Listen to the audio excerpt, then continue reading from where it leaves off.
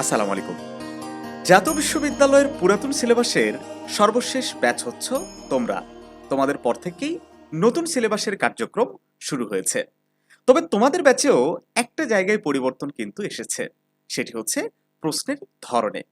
বিশ্ববিদ্যালয় কর্তৃপক্ষ চেষ্টা করছে নতুন আঙ্গিকে শিক্ষার্থীদের জন্য প্রশ্ন প্রণয়ন করার জন্য। এজন্য জানবিডির আজকের ক্লাসে আমরা আলোচনা করব অনার্স দ্বিতীয় বর্ষে এবার থেকে ক্রিয়েটিভ প্রশ্ন হবে কিনা। প্রশ্ন কিরকম হবে এটা জানা প্রত্যেকটি স্টুডেন্টের জন্যই খুবই জরুরি। কারণ কিভাবে প্রশ্ন হবে এটা তোমার যদি না জানা থাকে তাহলে তুমি কিন্তু ঠিকভাবে পরীক্ষার জন্য প্রস্তুতি নিতে পারবে না। তো আজকের ক্লাসে আমরা একই সাথে আলোচনা করব যে ভালো রেজাল্ট করার জন্য তোমার আসলে কিভাবে প্রস্তুতি গ্রহণ করা উচিত। তোমরা অনেকেই মনে করছো যে পুরো বছর এখনো পড়ে আছে, কেবল তো আমরা দ্বিতীয় বর্ষে উঠলাম। এইটা যদি মনে করো তাহলে তুমি অনেক বড় একটা ভুল করবে।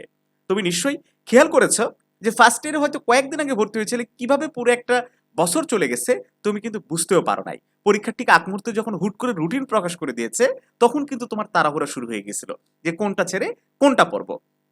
হয়তো অনেকের ভাগ্যক্রমে ভালো রেজাল্ট হয়েছে, আবার অনেকে ভালো প্রস্তুতি থাকার পরও খারাপ রেজাল্ট হয়েছে। তো যেটাই হোক সেটা মেনে নিতে হবে, ওইটা তো তুমি আর পরিবর্তন করতে পারবে না। বাট তুমি কিন্তু সেকেন্ড ইয়ারে একটা ভালো প্রিপারেশন নিয়ে ফার্স্ট ইয়ারে যে খারাপ হয়েছে সেটাকে কিন্তু কাভার করে নিতে পারবা। ওকে। তো আমরা দ্বিতীয় বর্ষের প্রস্তুতিমূলক বিভিন্ন ভিডিও নিয়মিত আপলোড করে যাচ্ছি, সেগুলো অবশ্যই তোমরা মনোযোগ সহকারে দেখবা। আমরা যেভাবে ইনস্ট্রাকশন দিচ্ছি, যেভাবে তোমাদেরকে গাইডলাইন দিচ্ছি সেভাবে পড়াশোনা করার চেষ্টা করো। আশা করছি বছর শেষে একটা ভালো রেজাল্ট করতে পারবা। তো আমরা আলোচনা করি যে দ্বিতীয় বর্ষে এবার থেকে ক্রিয়েটিভ প্রশ্ন হবে কিনা। খুব সংক্ষেপে আমরা আলোচনা করব। শিক্ষার্থী বন্ধুরা একটু মনোযোগ দাও, তাহলে পুরো বিষয়টা খুব সহজেই আমরা তোমাদেরকে বুঝাতে পারবো। তোমাদের সর্বশেষ যে সিলেবাস প্রণয়ন করা হয়েছিল 2013-14 সালে, ওকে, এই 13-14 সেশন থেকে এখন পর্যন্ত 23-24, অর্থাৎ 2000 তোমরা 23-24 না, 2023-24 সেশন পর্যন্ত এই সিলেবাসেই কিন্তু পরীক্ষা হয়েছে। তো একই সিলেবাসের অধীনে এত বছর ধরে বিশ্ববিদ্যালয় কর্তৃপক্ষ পরীক্ষা গ্রহণ করার কারণে দেখা যেত যে অধিকাংশ সময়ই বোর্ড প্রশ্ন থেকে 100% প্রশ্ন রিপিট হতো। ঠিক আছে, দেখো, বোর্ড প্রশ্ন থেকে কি হতো, 100% প্রশ্ন রিপিট হতো। পরীক্ষার আগ মুহূর্তে যদি আমরা একটা স্টুডেন্টকে 10 থেকে 15টা করে প্রশ্ন দিতাম তাহলে দেখা যেত যে 10 থেকে 15টার মধ্যেই 5টা করে প্রশ্ন 100% কি হতো, কমন হয়ে যেত। তো এই সিস্টেমটা কিন্তু এখন থেকে আর হবে না। এটার একটা ইঙ্গিত কিন্তু তোমরা ফার্স্ট ইয়ারেই পেয়ে গেছো। সবগুলো সাবজেক্টে একদম প্রশ্ন কঠিন হয়েছে, বোর্ড প্রশ্ন থেকে রিপিট হয়নি, এরকমটা হয়নি। কমপক্ষে কিন্তু প্রতিটা ডিপার্টমেন্ট থেকেই তোমরা লক্ষ্য করেছো 2 থেকে 3টা করে সাবজেক্ট প্রশ্ন কঠিন হয়েছে, বাকি 3 থেকে 4টা সাবজেক্ট সহজ হয়েছে। তাহলে এই যে 2 থেকে 3টা সাবজেক্টে প্রশ্ন কঠিন হচ্ছে, এই কঠিন সাবজেক্টগুলোতে তোমার কিভাবে পড়া উচিত, আর এই বোর্ড প্রশ্ন থেকে যে রিপিট হচ্ছে না, তাহলে কি আসলেই প্রশ্ন ক্রিয়েটিভ হবে? তাহলে সেকেন্ড ইয়ারেও কি এটার ধারাবাহিকতা বজায় থাকবে? এটা কিন্তু প্রশ্ন আসাটা একটা স্বাভাবিক বিষয়। শিক্ষার্থী বন্ধুরা, বোর্ড প্রশ্ন থেকে যে নির্ভরতার কথা আমরা বলছিলাম যে 10 থেকে 15টা পড়লেই কমন হতো, ওইটা কিন্তু এই 23-24 সেশনের এই দ্বিতীয় বর্ষের পরীক্ষায় হবে না।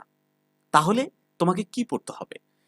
অবশ্যই তোমাকে একদম কনসেপ্ট ক্লিয়ারিং ভাবে প্রশ্নগুলো পড়তে হবে। তুমি বোর্ড প্রশ্নই পড়ো, কিন্তু ওই 2-4টা পড়লে হবে না। একদম এই 13-14 সেশনের যে প্রথম পরীক্ষা থেকে শুরু করে সর্বশেষ 23-24 সেশনের আগে যে পরীক্ষাটা হয়েছে সেই পরীক্ষা পর্যন্ত তোমাকে প্রত্যেকটা প্রশ্ন পড়তে হবে। তাহলে প্রত্যেকটা প্রশ্ন যদি তুমি পড়ো, আসলে বই পড়া আর এই সবগুলো প্রশ্ন পড়ার মধ্যে কোনো পার্থক্যই থাকবে না। ওকে। তো প্রশ্ন অবশ্যই একটু নতুন অ্যাঙ্গিকে হবে। আর ক্রিয়েটিভ কথা যেটা একদম নতুন অ্যাঙ্গিকে, হয়তো আনকমন টপিক থেকে একটা বিষয় তোমাকে ক্লিয়ার করে দিতে চাই। সেটা হচ্ছে যে বইয়ের বাইরে তো কখনো প্রশ্ন হবে না, তাই না? তোমাদের একটা নির্দিষ্ট সিলেবাস আছে, তো সিলেবাসের বাইরে যাওয়ার কোনো সুযোগ নাই। সিলেবাসের মধ্যেই প্রশ্ন হবে। আর সিলেবাসের মধ্যে প্রশ্ন যদি হয় তাহলে আসলে ওই যে ক্রিয়েটিভ ধাঁচের যে কথাটা বলা হচ্ছে এরকম কিছু হবে না। আর ক্রিয়েটিভ বলে শিক্ষার্থীদের আতঙ্কিত করে দেওয়া হচ্ছে, যেটা মোটেও ঠিক না। তাহলে প্রশ্ন কিরকম হবে? প্রশ্ন আগের মতোই, যে বোর্ড প্রশ্নগুলো তোমরা দেখেছো বা পড়ছো সেরকমটাই হবে, তবে প্রশ্ন একটু জটিল হবে। যেমন একেবারে 100% হুবহু বোর্ড প্রশ্ন থেকে উঠাই দেওয়া হতো ওইরকমটা হবে না, সেম টপিক থেকে ঘুরিয়ে ফিরিয়ে প্রশ্নটা আসতে পারে। তো এই জন্য অবশ্যই তোমাকে একটু বুঝে পড়তে হবে। এখন আসি যে এই যে নতুন অ্যাঙ্গিকে যে প্রশ্ন হবে, বোর্ড প্রশ্নের ওইভাবে নির্ভরতা থাকবে না, তাহলে সেই জায়গা থেকে ভালো রেজাল্ট করার জন্য তোমাকে কিভাবে পড়তে হবে। দেখো, শুরুতেই যে বিষয়টা তোমাকে এখন থেকে মেনটেন করতে হবে সেটা হচ্ছে রুটিন। একটা বিষয় তোমাকে এতক্ষণ আমি হয়তো ক্লিয়ার করে দিতে পেরেছি যে পরীক্ষার 1 মাস আগে থেকে যদি প্রস্তুতি শুরু করো তাহলে কিন্তু কোনোভাবেই তুমি ভালো রেজাল্ট করতে পারবে না। ভালো রেজাল্ট করার জন্য এখন থেকে তোমাকে প্রস্তুতি শুরু করতে হবে। তোমার মোটামুটি হাতে সময় আছে। যে রিসেন্টলি একটা ভিডিও আপলোড করেছিলাম যে পরীক্ষা কবে হবে, সেখানে আমরা কি দেখেছিলাম বলো তো? আমরা বলেছিলাম যে মোটামুটি 8 মাস তোমার হাতে এখন সময় আছে, 8 মাসেরও কম সময়। তো এই 8 মাসের মধ্যে সেকেন্ড ইয়ারের মোটামুটি 7টা সাবজেক্টের সিলেবাস কমপ্লিট করে ভালো একটা প্রিপারেশন নিতে হবে। তো এই জায়গা থেকে যদি তুমি এই 8 মাসের মধ্যে প্রস্তুতি সম্পূর্ণ করতে চাও, তাহলে রুটিন মাফিক পড়াশোনা করার বিকল্প কিছু নাই। নির্দিষ্ট একটা রুটিন করে কিন্তু দিনে আমি 2 ঘন্টা পড়বো কিংবা 3 ঘন্টা পড়বো, ডেইলি এই রুটিনটা মেইনটেইন করতে হবে। না হলে আসলে কোনোভাবে ভালো রেজাল্ট তুমি করতে পারবে না। এখন কি পড়বা না পড়বা এটা একটা প্রশ্ন সামনে আসে। তো কি পড়বা না পড়বা, বই পড়বা না গাইড পড়বা, এটা নিয়ে একটা ভিডিও আছে। তোমরা ওই আই বাটনে ক্লিক করে দেখে নিতে পারো। তারপর একটু সংক্ষেপে বলে দেই, যাদের কাছে অনেক সময় আছে, মানে যারা ফুল টাইম পড়াশোনা করে, তারা অবশ্যই বই পড়ে প্রস্তুতি নিবা। আর যারা আসলে ফুল টাইম পড়াশোনা করতে পারো না, পার্ট টাইম ভাবে পড়াশোনা করো, সংসারের পাশাপাশি পড়াশোনা করো, বিভিন্ন কাজের পাশাপাশি পড়াশোনা করো, তারা গাইডটা দিয়ে শুরু করবে। আর ম্যাথের জন্য আসলে গাইড বা বই যদি কোনটা বেছে নেবা, তাহলে অবশ্যই ডেফিনেটলি তোমাকে বই বেছে নিতে হবে ম্যাথের জন্য, ঠিক আছে? এবং এই গাইড পড়লেও পুরা গাইডের সবগুলো যদি প্রশ্ন তুমি পড়তে চাও, তাহলেও কিন্তু এটা একটা বড় বাধা হয়ে দাঁড়াবে, সময় কিন্তু তুমি ম্যানেজ করতে পারবে না। এই জন্য তোমাকে জানতে হবে যে কোন প্রশ্নগুলো আসলে গুরুত্বপূর্ণ। একটু তোমাকে প্রথম বর্ষের আর যে অভিজ্ঞতা তুমি পেয়েছো সেখান থেকে একটু কাজে লাগায় তোমাকে একটু বাছাই করে নিতে হবে এবং একটা গাইডলাইনের মধ্যে থাকতে হবে। দেখো, আমরা রুটিন করি ঠিকই, কিন্তু 2 দিন পরে সেই রুটিন মাফিক আর চলতে পারি না, আমরা রুটিন থেকে একদম ডিস্ট্রাক্ট হয়ে যাই। তো এইটা যাতে না হয়, অবশ্যই তোমাকে একটা প্রাইভেট বা কোচিং এর আন্ডারে থাকতে হবে। এটা করলে তোমার জন্য সবচেয়ে বেশি ভালো হবে। তো এজন্য আমাদের একটা কোর্সেও তোমরা ভর্তি হতে পারো, যেখানে ক্লাস, পরীক্ষা, রুটিন মাফিক পড়াশোনা সবকিছুই হবে। একটা পড়াশোনার এনভায়রনমেন্টের মধ্যে তোমরা থাকতে পারবে। তোমরা জানো, অনেকেই যারা নিয়মিত আমাদের চ্যানেল ফলো করো, তারা তো জানো যে জানুয়ারির 1 তারিখ থেকে আমাদের 2টা ব্যাচ কিন্তু একই সাথে চালু হয়েছে। অসংখ্য স্টুডেন্ট ইতিমধ্যে আমাদের সাথে যুক্ত হয়েছে। আমরা একটা অফারও দিয়েছিলাম, মাত্র 1000 টাকা পেমেন্ট করে তোমরা ভর্তি হবা, বাকি টাকা সারা বছরে তোমরা পরিশোধ করতে পারবে এবং কোর্স ফিও কিন্তু আমরা একটা ডিসকাউন্ট দিয়েছিলাম।